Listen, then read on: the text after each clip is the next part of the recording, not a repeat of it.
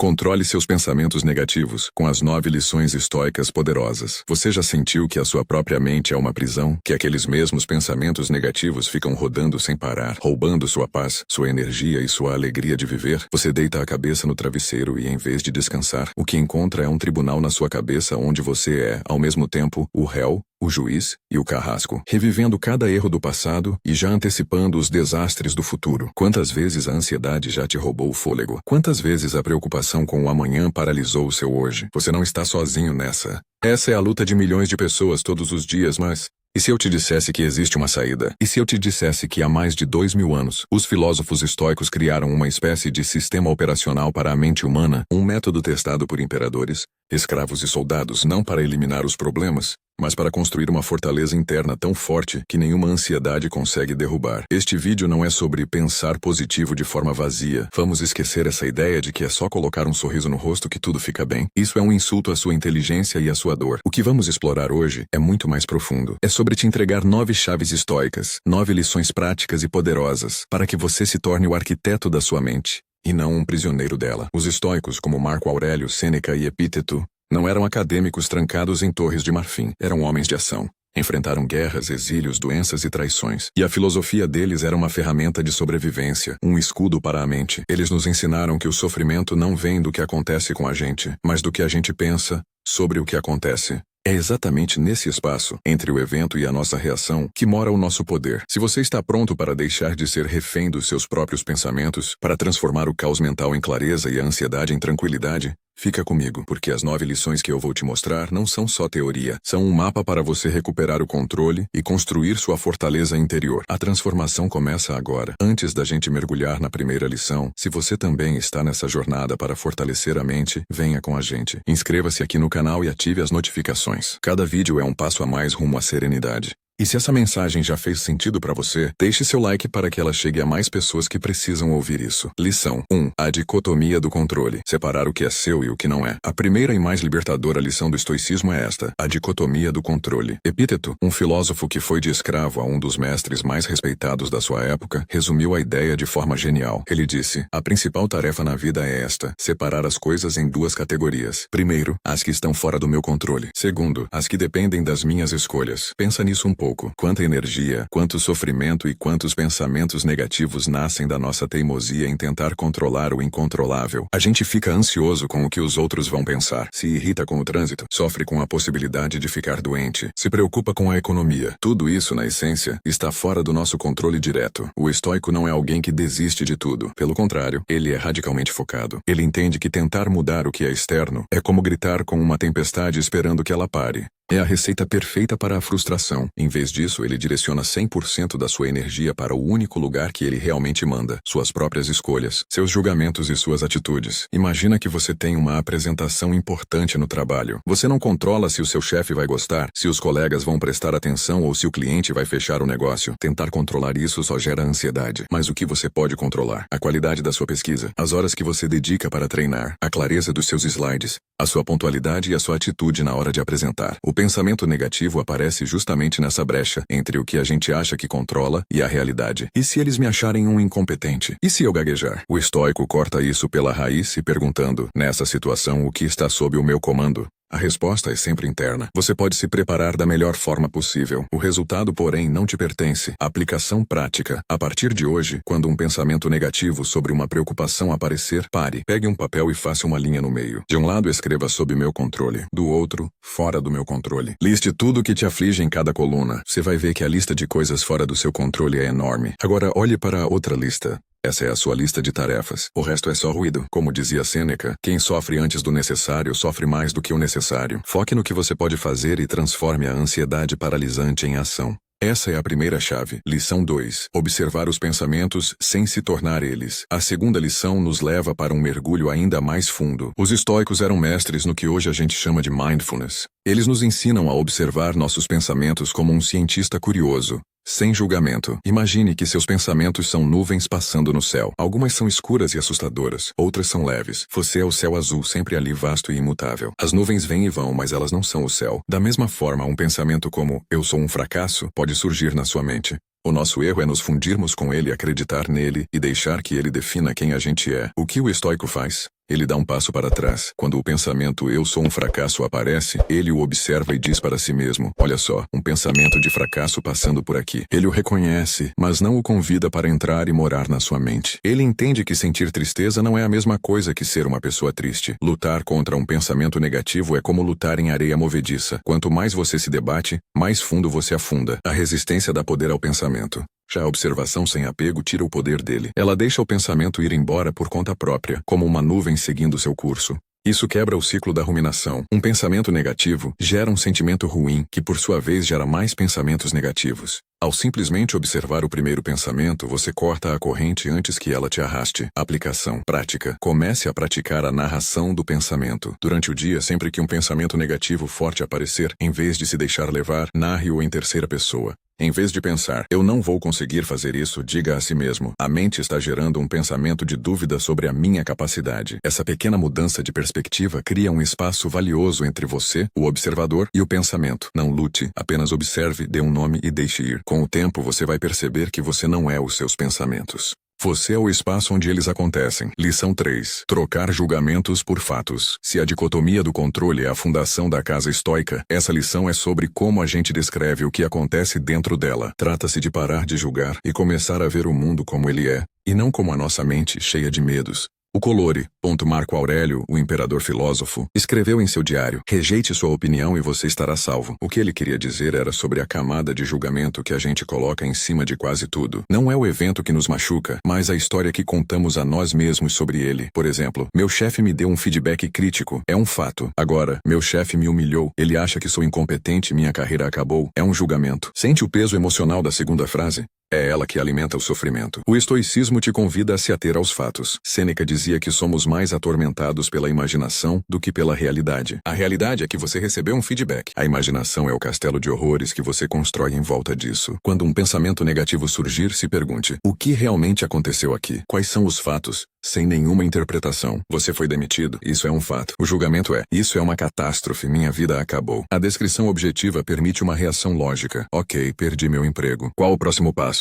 O julgamento leva ao pânico. A descrição leva à ação. Isso não significa ser um robô. A tristeza pela perda é normal, mas o estoicismo nos protege da segunda flecha. A primeira flecha é o evento doloroso, a demissão. Ela dói, é inevitável. A segunda flecha é o nosso julgamento, a ruminação. Eu sou um fracasso. Essa segunda flecha é opcional e é ela que causa o sofrimento que dura. Ao focar na descrição, a gente se esquiva dessa segunda flecha. Aplicação prática. Pratique o diário de desconstrução. No fim do dia, escolha algo que te estressou. Primeiro, escreva a história que você contou a si mesmo com todos os julgamentos. Depois, reescreva o que aconteceu como se você fosse um jornalista, focando só nos fatos. Ele não me ligou de volta em vez de ele está me ignorando. Eu cometi um erro no relatório em vez de eu sou um incompetente. Comparar as duas versões vai te mostrar o quanto do seu sofrimento é criado pela sua própria interpretação. Lição 4. O poder do silêncio e da reflexão. A gente vive num mundo que não para, né? Notificações, notícias, opiniões. Nossas mentes raramente têm um momento de silêncio. E é nesse barulho todo que os pensamentos negativos crescem como ervas daninhas. A quarta lição estoica é o antídoto, a prática deliberada do silêncio. Os estoicos valorizavam a quietude, não como um vazio, mas como um espaço para o autoconhecimento. Sêneca falava muito sobre a importância de se retirar para dentro de si mesmo. Não para fugir do mundo, mas para criar momentos diários de silêncio para examinar a própria mente. Primeiro, o silêncio abaixa o volume do mundo lá fora e te ajuda a ouvir o que está acontecendo aqui dentro. Muitas vezes, a nossa ansiedade é só uma reação automática a um estímulo externo. No silêncio, você consegue rastrear a origem desses pensamentos. Segundo, o silêncio acalma o sistema nervoso. Ele aquieta a mente de macaco, que pula de pensamento em pensamento. Nesse estado mais calmo, os pensamentos negativos perdem a urgência e a força. Fica mais fácil observar sem se identificar, como a gente viu na segunda lição. Marco Aurélio fazia isso toda manhã e toda noite. Ele escrevia em seu diário, refletindo sobre suas ações e se preparando para os desafios do dia. Esse ritual era o seu porto seguro, sua forma de garantir que era a razão que estava no comando, e não as emoções do momento. Aplicação prática. Comece a fazer micro-retiros de silêncio no seu dia. Não precisa ser 1 hora. Comece com 5 minutos. Ache um lugar quieto, desligue o celular, sente-se e só preste atenção na sua respiração. Além disso, comece um diário de reflexão. No final do dia, escreva por 10 minutos respondendo a 3 perguntas. 1. O que eu fiz bem hoje? 2. Onde eu poderia ter agido melhor? 3. Que pensamentos me perturbaram e como posso analisá-los agora com mais calma? Essa prática transforma sua mente de um campo de batalha em um jardim bem cuidado. Lição 5. Encontrar um propósito em tudo. Amor fati. Agora a gente chega numa lição que pode virar o jogo de verdade, mas que exige coragem. Ela vai além de simplesmente aceitar o que acontece e nos convida a amar o que quer que aconteça. A frase para isso é amor fati, o amor ao destino. Não é uma aceitação passiva, mas um abraço forte em cada momento da vida, especialmente os difíceis. Marco Aurélio escreveu uma frase poderosa: o que está no caminho se torna o caminho. Pensa nisso. O obstáculo não é algo que te impede, ele é o caminho. A dificuldade não é uma interrupção da sua jornada, ela é a jornada. Os pensamentos negativos nascem da nossa briga com a realidade. Isso não deveria estar acontecendo. A vida é injusta. Essa luta contra o que é só gera frustração e raiva. O amor fati dissolve essa resistência. Ele não diz para você gostar da dor. Ele diz para você aceitar que a dor faz parte da vida e que, dentro dela, sempre existe uma oportunidade. Em vez de se perguntar, por que isso está acontecendo comigo? O estoico pergunta, como eu posso usar isso? Que virtude isso me permite praticar? Coragem, paciência, resiliência. Se você perde o emprego, o amor fati não é fingir felicidade. É dizer, ok, este é o novo cenário. Este obstáculo agora é o meu caminho. Que novas habilidades posso aprender? Que nova direção minha vida pode tomar? Como isso pode me fortalecer? Isso transforma um beco sem saída em uma porta. Aplicação prática. Adote a pergunta, como posso usar isso? Sempre que algo ruim acontecer, algo que normalmente geraria um monte de pensamentos negativos, pare e se faça essa pergunta. Foi traído por um amigo? Como posso usar isso para aprender sobre confiança e perdão? Está enfrentando uma doença? Como posso usar isso para cultivar a paciência e valorizar mais o presente? Isso não é negar a dor, é transformar o chumbo da dificuldade no ouro da sabedoria. Lição 6. O domínio da sua voz interior. As palavras têm poder, e as mais poderosas de todas são as que a gente diz para nós mesmos em silêncio. A 6ª lição estoica nos ensina a sermos mestres do nosso diálogo interno, a usar a linguagem como uma ferramenta para construir e não para se chicotear. A forma como narramos as coisas para nós mesmos molda o que sentimos. Pense em um erro que você cometeu. Sua voz interna pode dizer, eu sou um idiota, eu sempre estrago tudo. Essa linguagem é definitiva, ela te define pelo erro. É uma prisão que você mesmo constrói. Agora veja a linguagem estoica. Eu cometi um erro nessa ação. Foi um comportamento não quem eu sou. O que eu posso aprender com isso para não repetir? Percebe a diferença? Uma te aprisiona, a outra te liberta para crescer. Palavras como sempre, nunca, terrível, insuportável, catástrofe são veneno para a mente. São exageros que inflamam as emoções. O estoico prefere uma linguagem mais precisa. Em vez de isso é insuportável, ele diria isso é difícil, mas eu tenho recursos para lidar com a situação. Em vez de eu nunca vou conseguir, ele diria isso parece um desafio, então preciso de um bom plano e persistência. Aplicação prática. Torne-se um vigilante da linguagem. Por uma semana preste muita atenção nas palavras que você usa no seu diálogo interno. Anote as frases negativas como eu sou tão ansioso. Ao lado, reescreva de uma forma mais precisa e útil. Eu estou sentindo ansiedade neste momento. Com o tempo isso se torna automático. Você começa a desarmar os pensamentos negativos antes mesmo que eles explodam. Lição 7. A consciência da impermanência. Memento mori. Lembre-se de que você vai morrer. Essa frase, memento mori, pode parecer meio pesada, mas para os estoicos era um dos pensamentos mais poderosos e libertadores que existem. A 7ª lição nos convida a pensar sobre a nossa própria finitude, não para gerar medo, mas para injetar urgência e significado na nossa vida. Marco Aurélio escreveu para si mesmo, você poderia deixar a vida agora mesmo. Deixe que isso determine o que você faz, diz e pensa. Isso não é uma ameaça. É um lembrete. Um lembrete para não deixar o que é importante para depois e para viver da melhor forma no único momento que a gente tem, o agora. Como isso ajuda com os pensamentos negativos? De 2 formas. Primeiro, coloca nossos problemas em perspectiva. Aquele e-mail grosso, aquela preocupação boba. Diante da imensidão da mortalidade, essas coisas encolhem até o seu tamanho real, pequeno. Pensar na morte não é sobre morrer, é sobre aprender a viver. É um filtro que separa o essencial do trivial. E a maioria dos nossos pensamentos negativos mora no trivial. Segundo, o memento mori combate a paralisia da ansiedade. A ansiedade nos faz adiar a vida, sempre esperando um momento perfeito que nunca chega. O lembrete da morte nos diz, o tempo é curto. Haja agora, ame agora, viva agora. Aplicação prática. Tenha um lembrete físico de Memento Mori por perto. Pode ser uma pequena caveira na sua mesa, um aplicativo no celular, qualquer coisa. O objetivo não é ser sombrio, mas ser um gatilho para a perspectiva. Toda manhã, ao acordar, diga a si mesmo: que sorte eu tenho de estar vivo hoje. Como vou usar este dia da melhor maneira? E toda vez que uma preocupação pequena tentar te dominar, pergunte: no meu leito de morte, isso aqui realmente vai importar? Na maioria das vezes, a resposta será um libertador: não. Se você está gostando dessa jornada para fortalecer a mente, inscreva-se aqui no canal e ative as notificações. Deixe seu like para que ela chegue a mais pessoas que precisam ouvir isso. Lição 8. A razão, como o capitão da mente. A 8ª lição nos apresenta a ferramenta suprema para navegar pela vida. A razão. Para os estoicos, a razão não é só lógica fria. É a nossa capacidade mais elevada, a nossa bússola interna. Usá-la como nosso guia principal é o caminho para a tranquilidade. Pensamentos negativos são, na maioria das vezes, irracionais. São produtos do medo, do ego e de interpretações tortas. A razão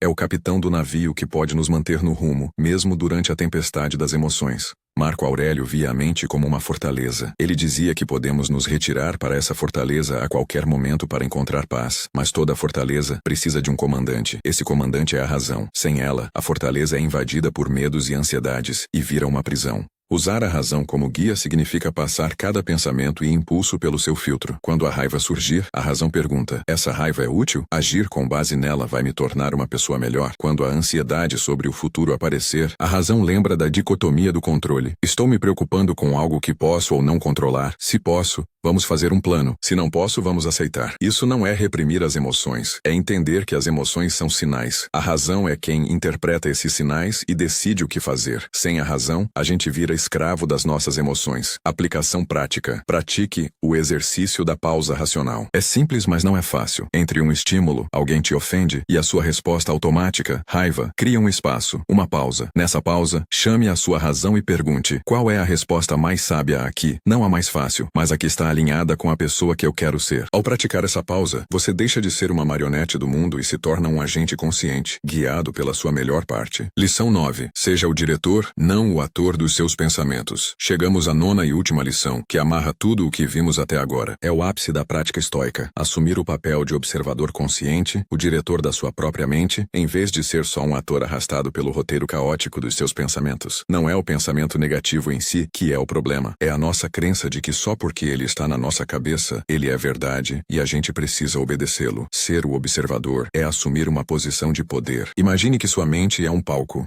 Os pensamentos negativos são atores dramáticos que entram em cena, gritando, tentando roubar toda a sua atenção. Por anos, você talvez tenha acreditado que era um desses atores, forçado a viver o papel do ansioso ou do fracassado. A prática estoica te convida a sair do palco e sentar na cadeira do diretor. Dessa nova perspectiva, você vê os atores pelo que eles são. Você pode observar o pensamento catastrófico entrar em cena e dizer: interessante a performance, mas não vou comprar esse drama hoje. Você pode ver o pensamento autocrítico e dizer: sua cena está cortada. O diretor não é indiferente. Ele está no comando. Ele decide quais cenas merecem continuar e quais devem ser cortadas. Quando um pensamento negativo surge, o escravo reage e sofre. O diretor analisa: esse pensamento me serve? Ele está alinhado com a razão? E então ele decide se vai dar atenção ou simplesmente deixar o ator sair de cena por falta de audiência. Essa é a verdadeira liberdade. Não é um estado onde os pensamentos negativos nunca mais aparecem, mas sim um estado onde, quando eles aparecem, não tem mais poder sobre você. Aplicação prática. A meditação da cadeira do diretor. Reserve 10 minutos.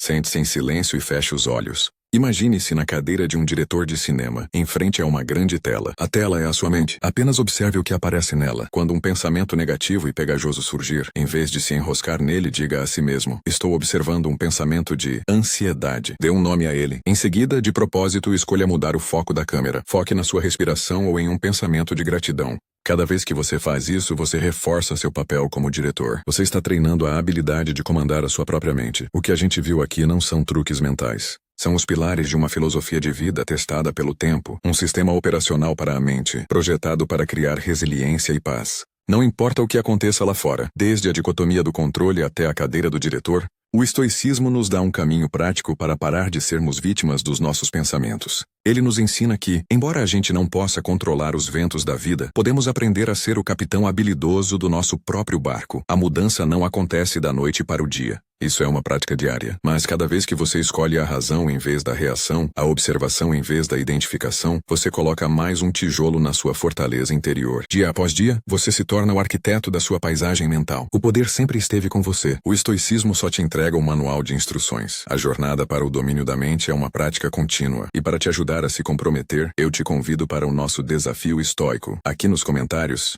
escreva qual das 9 lições mais te marcou hoje e como você vai tentar aplicá-la nesta semana. E para selar esse compromisso com a sua liberdade mental, comente com a frase: "Eu sou o arquiteto da minha mente". Ao declarar isso, você cria um contrato consigo mesmo. E se você conhece alguém que está lutando contra os próprios pensamentos, compartilhe este vídeo. Às vezes, uma única ideia é a chave que abre a porta da prisão. Obrigado por me acompanhar nesta jornada. Continue praticando, continue crescendo. A serenidade está ao seu alcance.